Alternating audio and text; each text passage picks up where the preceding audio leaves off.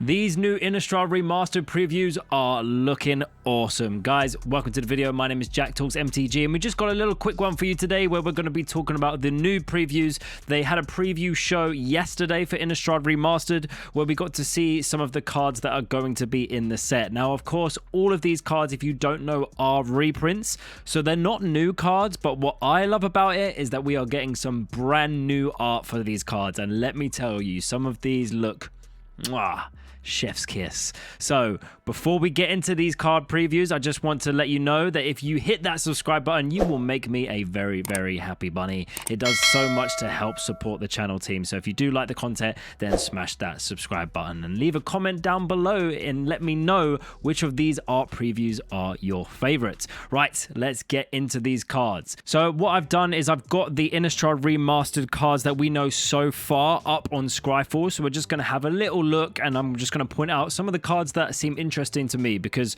obviously we have a lot here to look for, and because these aren't new cards, we don't need to go into like them in a crazy amount of detail, but there are some interesting things to look at here. So first things first, I just want to get this off the bat right away.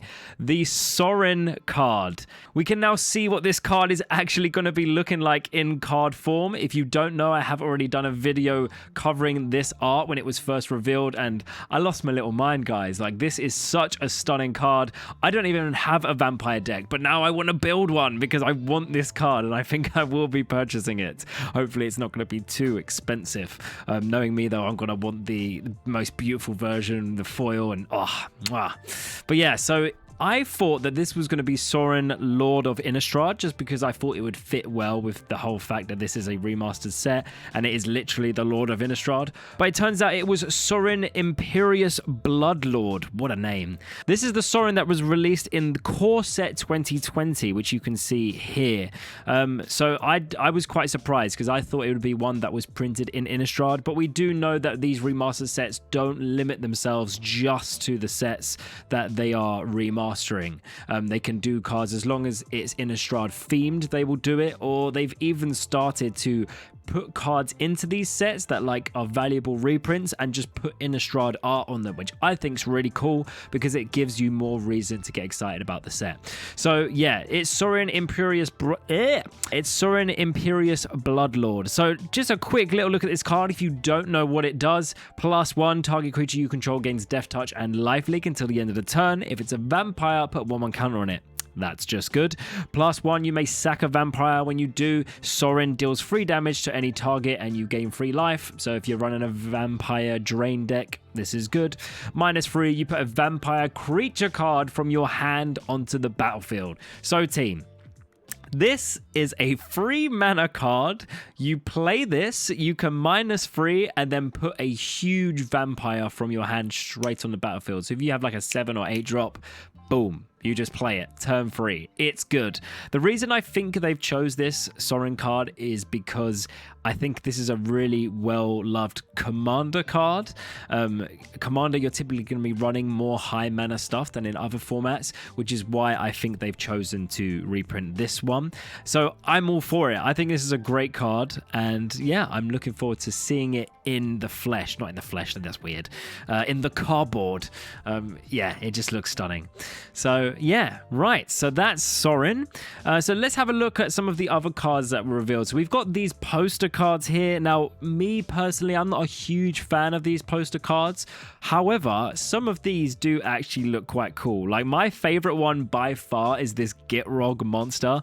I mean, look at that, guys. That is so funny. You've got this little boat here, and then you've just got this ginormous frog monster about to bloody eat them. Yeah, it's great. I mean, I don't like the fact that these cards, like, they don't really look like magic cards. They're super hard to read, but you know what? If I pulled one, I would probably be losing my little mind. I'd be well happy. So yeah, these are cool, and I do like this Gitrog monster one. Just a brief little show. We've got Hermit Druid, but I'm going to get into that card in a minute because yes, that's not an Innistrad card. Captivating Vampires. We've got one for Through the Breach, another very cool card, and I think this is probably the second best poster card, not counting the Edgar Markov one, by the way. That one is also pretty sweet, but we've already seen that. But this this is one of the cards that was revealed yesterday through the breach. And yeah, you've got big old Emrakul there in the background with, is it Nahiri, I think, about to... I don't know. She's not fighting Emrakul, I don't think, but because she's the one that brought Emrakul to the plane, right? If I know that correctly. But yeah, Through the Breach is a really, really cool card, but I'll show you the card when we can actually read it. But yeah, so some of this stuff's really, really cool. We've got a new art for a Braid. This is a really just nice commander card. It's a nice removal spell and artifact removal, so creature and artifact removal. It's been printed in loads of commander precons. It came in the animated army precon, I know, because I bought it. So yeah, and this one is a proper gnarly little art. You've got like a hawk ripping someone's face off. It's pretty gnarly, as most things are in this set in terms of art. We've got Tireless Tracker, another big commander staple. Especially if you're running landfall decks, this card is going to be in there. But in general, it's just a really nice card. It's 3 mana drop. Whenever a land you control enters, investigate. So that means you create clues, and clues draw you cards. So they're a nice token to have. Just for a land drop in green, you're going to be hitting a lot of land drops. You're going to be ramping a load. It's just a really nice card, guys. And then when you sack a clue, you put a counter on something. So if you've got counter synergy as well, it's really, really nice. It's not an expensive card, but it is a good card, and it gives you a really nice artwork version of it. Like, this is really, really nice. I love the art on this card. You can see he's got tracking some like bear or werewolf. It's probably werewolf, let's be honest. Werewolf prints or whatever. Yeah, I love the art on this card. I think it's stunning. Okay, so scrolling down, we see that we've got retro border lands. Now, you either love these or you hate them. Now, I, as a new player, don't have the whole nostalgia feel for these retro lands, and because of that, I'm not going to get the same out of it. However, I bloody love these retro lands. I really, really do. I think they are stunning, especially this forest. Look at that. That is lovely. I want that as a print on my wall. Just a nice little deer just sipping on some river water. Yeah, it's great. I love it. It's really, really nice. So yeah, I love these retro frame lands. Very, very cool. These, however, not a fan. I'm not a fan of these older border cards, I'll be honest. I think this is sort of the thing where if you have the nostalgia, you're going to love it, and if you don't, you're probably going to think it's fucking ugly. But yeah, that's just my thoughts anyway. I'm not going to go into the actual cards really. Today we're more just looking at some beautiful artwork, or maybe cards of note as well. Like this Captivating Vampire. This is a card that was I think originally in, I think we can see here, I think this came in a precon, the Edgar Markov precon, but this is a really, really nice card for any vampire deck. So yeah, you're going to want to run this probably. That's a card of note. Thing in the Ice. This is a really, really cool card, and now it's in this retro frame. Really nice in any instant sorcery like deck. We've got the retro frame Sorin card as well. So this is the same Sorin card, but it's in a retro frame, and you can even see they've done like the whole retro borders with the +1s and stuff. Looks very, very different. If that's your jam, then you will probably like this. Got the Gitrog monster here. This is the Through the Breach card. This is one where you get to just put a creature card straight onto the battlefield, just like what Sorin does for 5 mana. So really, you want to be cheating out like a huge creature like Emrakul. And I want to just shout out, this art is gorgeous. Look at that. I mean, you can see Nahiri like in the bottom left hand corner, and then just it's so good how they've used her as like scale to see like the absolute epicosity of Emrakul. Like, it's insane. You really get a sense of how bloody ginormous that Eldrazi is compared to like Nahiri here. I think this is an absolute home run. Not a huge fan of the retro border, but I think this will be in a regular border anyway, or you've even got that beautiful poster treatment as well. Another reprint of note is Craterhoof Behemoth.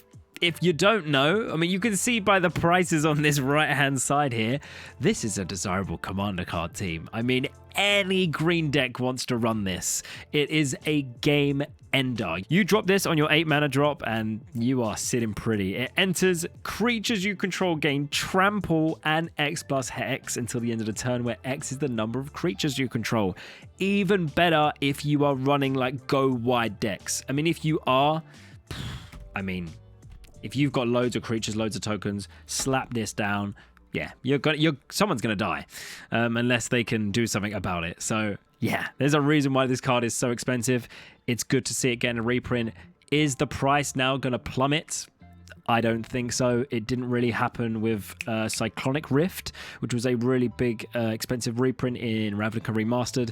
The price has barely moved. I think initially it will drop for a bit and then it will creep back up. So if you want to get on that Craterhoof Behemoth vibe, then make sure you pick it up as soon as the set drops, once that price initially dives a little bit before it starts to creep back up again. My probably second favorite art that was revealed is the art for Arlinn Kord. We saw this on the other werewolf card that was revealed, and this one is looking just as gorgeous. I'll transform it here so you can see the other side. There it is there in all of her werewolf glory.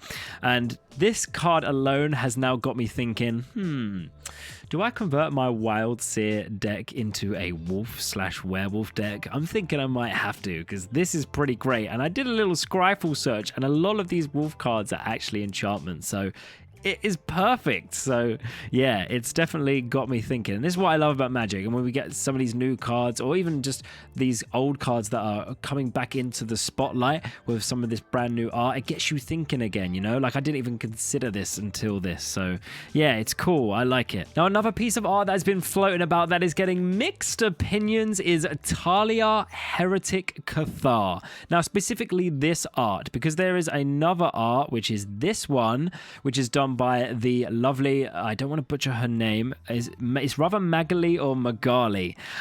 This is the artist that my sister queued for hours at MagicCon to get her card signed. Magali, I'm going to go with Magali. So this is the artist that my sister queued up for hours to get her card signed. Magali's work is just, if you haven't seen it already, you probably own cards that have been designed by Magali. She's the one that did the full art lands, the stained glass window ones. I think that's like a big time favorite. She did Area of the Charmed Apple, I know. She's done a lot of cards though. These are just some off the top of my head. And Thalia here, this art is brilliant. I mean, I don't think it's coming in like a full borderless art, which I think is such a damn shame, because I think this is so cool. But this one is getting the full borderless treatment. I think this is cool as well, but I'm going to point out some of the things that have been pointed out that people are saying look a bit weird. Like her face here is a bit weird. Like I'll admit, it looks a bit strange, and the way she's like holding her sword is a bit weird. It doesn't look like it's properly aligned with the sword. There's been people saying this is like AI art. I don't think it is. I just think it's a bit strange. But yeah. Other than that, though, I think the card still looks great. I really do. I don't think it looks as good as the other one, Magali's one. I think this is just an absolute home run. Even just like, you've got Talia, is it Talia or Thalia? Thalia? I don't know. Here in the center, but then this background, this backdrop, and then with the sheen on the sword. I love it. They're like the moonlight on her hair glistening here on the border of it. Yeah, it's beautiful, guys. You know me, I love me some good art. I really do. The card itself, wow, if you want a way to lose some friends, play this card, because that is going to get frustrating as hell. All your stuff just enters tapped. Creatures and non-basic lands. Woo! Wouldn't want to be seeing this if I was playing one of my free color decks. No. That's another really cool card that I wanted to mention. We've got the Brunner and Gisela cards coming back. One of these, I think it's this one, Gisela the Broken Blade. This is a very expensive card right now. That came in like the Angel Secret Lair deck. But yeah, these are cards that you can meld with each other. So as long as you control both of them, you meld them together to create an absolute beast. I think can we see it here? Oh, it's this one, isn't it? There we go. Bristler, Voice of Nightmares. That is horrifying. But yeah, no new art, I don't think. But it's cool to see the card. This is the only art that has been revealed for this card so far. So I don't know if we're getting new art, but I just wanted to mention it because they do seem like cool cards, and I like having little mini games that you're trying to do with your decks. And meld is really cool. I think they should do more meld. Do more meld. I know it doesn't really work with Commander, but yeah. So I think the last card we'll talk about here is Hermit Druid. Now, this is another card like Mass Hysteria that was confirmed. That is not an Innistrad card, but it's just been reprinted with Innistrad art. And let's have a look at this bloody art because wow, wow, wow, wow, wow. Look at this. Stunning. Look at all the animals in the background. I love that, but they're like evilly, like they got like glowing green eyes. It's very cool. Even like some little evil piggies, is that it? I don't know, that's what it looks like. Then like a little bear, and then some, is it a, I don't know what that is. Is it a goat? Is it a horse? Is it some demon unicorn? I don't know. It looks cool though. We haven't seen, so we've got the poster art treatment, which was this one. Personally, not a huge fan. I actually prefer this, to be honest. This full border would, I say full border, this borderless would be stunning. I really hope they do it, but I don't know. It hasn't been revealed, and I feel like they probably would have revealed the borderless one if it was getting it, so I'm going to assume maybe it's not getting that, but yeah, it's a shame, but who knows? We don't know for sure. That's about it, guys. I think that's all. If you want to look through all these cards, you can do. They are all on Scryfall, or you can go and watch the preview show. It's about 45 minutes long, so it's quite a long video, but it's cool. And in terms of like limited play, it's looking like it's going to be quite a cool set. Great for people like noobs like me that weren't around when Innistrad was around, so we get to experience the limited play for this set that we missed out on. So I think that is really, really nice. Right, guys, tell me your favorite art that has been revealed so far for Innistrad Remastered. Let me know in the comments below. And other than that, team, I hope you have a lovely rest of your evening, and I hope to see you all again very soon in the next video. Cheers.